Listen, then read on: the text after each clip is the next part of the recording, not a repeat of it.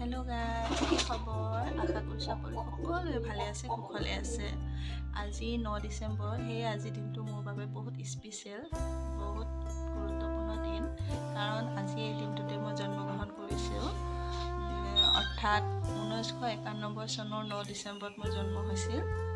আজিৰ দিনটোত পোনপ্ৰথমে মোৰ মা আৰু দেউতাক ধন্যবাদ জনাইছোঁ।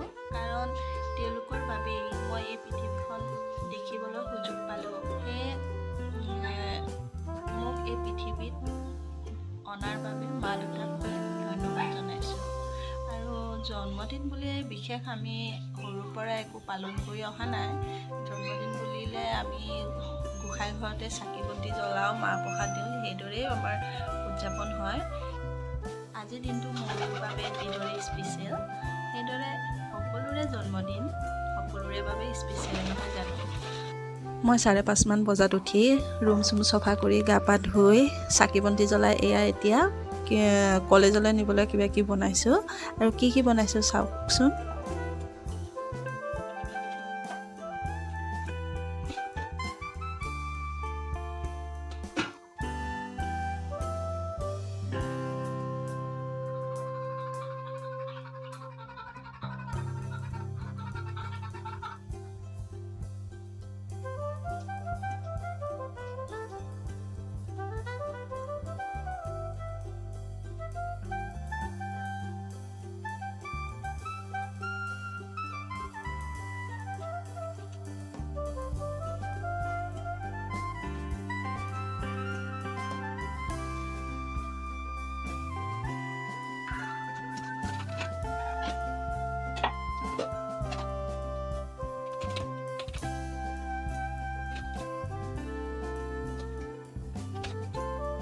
এয়া নাৰিকল লাড়ু কালি ৰাতিয়ে মই বনাই থৈছিলোঁ, আধা চেনি দি আৰু আধা গুড়ে দি।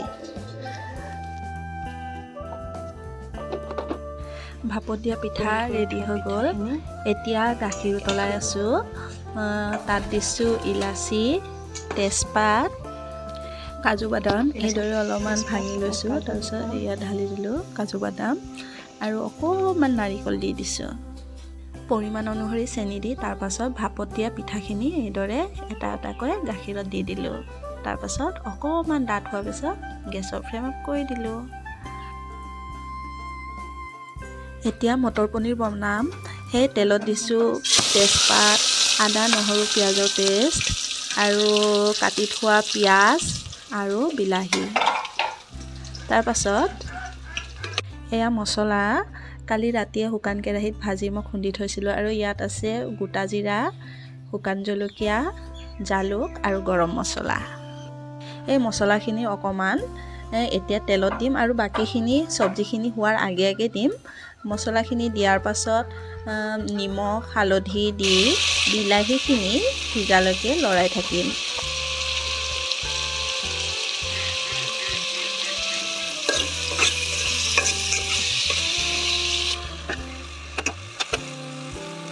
বিলাহীখিনি সিজাৰ পাছত এইদৰে বইল কৰি থোৱা মটৰখিনি ঢালি দিলোঁ।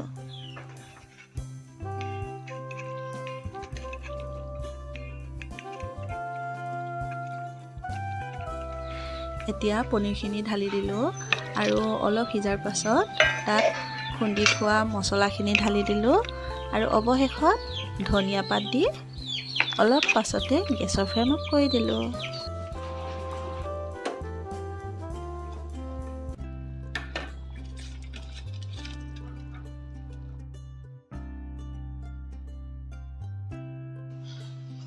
এতিয়া বন্ধাকবিৰ বৰা বনাম। সেই বন্ধাকবি, পিঁয়াজ, আদা ৰুকি লৈছোঁ ৰুকনি।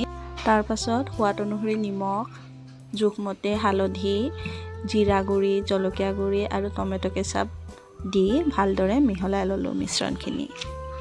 সকলোখিনি ভালদৰে মিহলাই তাৰপাছত বেচন আৰু চুজিৰ সহায়ত অলপ অলপকৈ বন্ধাকবিৰ এই মিশ্ৰণখিনি দি বৰা বনাই ল'লোঁ।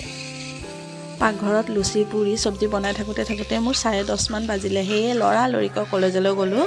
আৰু এয়া দেখিছেনে মোৰ বাৰ্থডে উপলক্ষে ষ্টাফসকলে কেক অৰ্ডাৰ দিছে আৰু সেয়া কাটিছোঁ। মোৰ কেক কাটিবলৈ বহুত লাজ লাগে, ইমান ডাঙৰ হ'লেও সৰুৰ পৰা কটা নাই যে।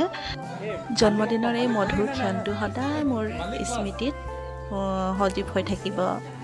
আত্মীয়, বন্ধু বান্ধৱী, সহকৰ্মী আৰু শুভাকাংক্ষীৰ আশীৰ্বাদ মোৰ জীৱনত সদায় থাকিব বুলি মই আশা ৰাখিলোঁ। জীৱন কাৰোৰে বাবে ৰৈ নাথাকে। অতীতক পাহৰি আমি নতুনৰ ফালে গতি কৰোঁ। দিন, সপ্তাহ, মাহ এইদৰে বাগৰি বাগৰি আকৌ এটা বছৰ মোৰ জীৱনৰ পৰা পাৰ হ'ল। বাৰু সেয়ে যি কি নহওক, জন্মদিনটো আমাৰ সকলোৰে বাবে এক স্পেচিয়েল দিন। কেক কটা পৰ্ব শেষ হ'ল, এতিয়া খাবলৈ লৈছোঁ।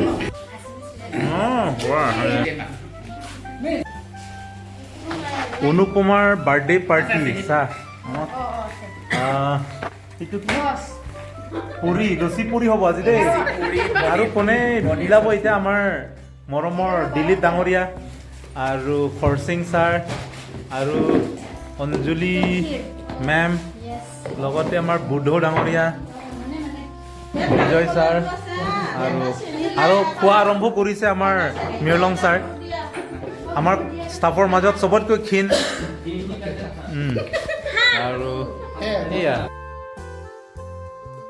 আৰু এয়া দেখিছেনে জন্মদিনৰ উপলক্ষে মোৰ সহকৰ্মীসকলে কি উপহাৰ দিছে। এয়া হৈছে কাৰ্বি বেগ, যাক জাম্বৰং বুলি কয়।